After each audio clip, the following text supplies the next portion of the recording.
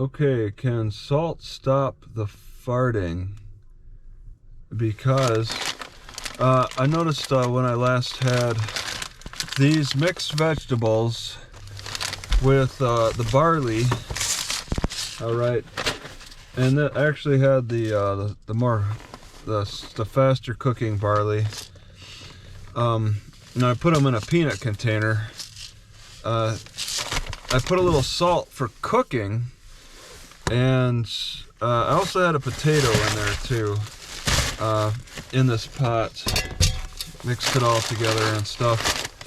And I noticed I didn't have as bad of a gas problem. Now it seems like adding salt to the cooking process might help a little bit more than adding salt after done cooking. I'm not sure, but I think if I were to think about the process of fermentation, the fermenters will put salt in to slow down the fermentation process in a way to at least slow down the lesser desirable bacteria. They slow down the lesser desirable infections with salt. So there's fermentation going on in my digestive system, and eating these and the barley especially without salt caused some pretty bad gas problems. So I'm thinking salt probably, I mean, salt is the number one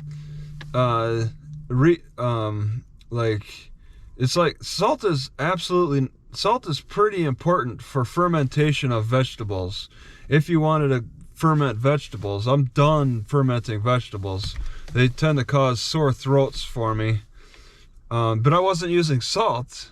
But still, I'm concerned about salt getting a little too much for me with blood pressure and stuff. I try to give a few sprinkles, not too much, for cooking. The salt makes the food taste better, but I'm thinking that it's become more important than ever now for my gas problems, because my gas problems have been so bad.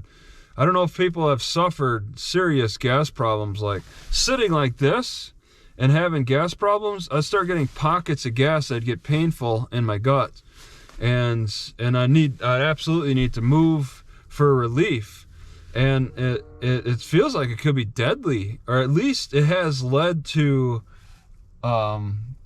inflammation so bad, like the IBS, that's so bad that I get infected, and then movement hurts, and then I'm sick. I feel like I have sepsis. I could feel the numbness in my lips.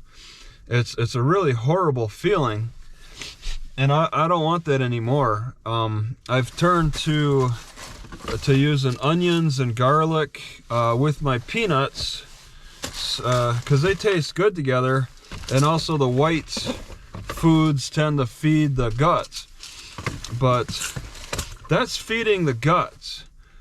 What about preventing the bad germs too? Because onions and garlic don't prevent the bad germs. It feeds the good bacteria. But I have not been working on preventing the bad bacteria, and I'm turning to salt for that. All right, and you got to do different approaches to this, and this is something that people are able to practice easier in the kitchen. I'm trying to keep my salt in a good spot. I keep it in this little drawer below. Always. I don't want to turn, and the primary reason for that is I just don't want it to turn over, because it will spill, and everything turns over. Every bottle in my car, everything turns over, turns upside down. So I always need a fully enclosed container. The salt's not a fully enclosed container, But yeah, I want to keep it in a spot where I can find it easily.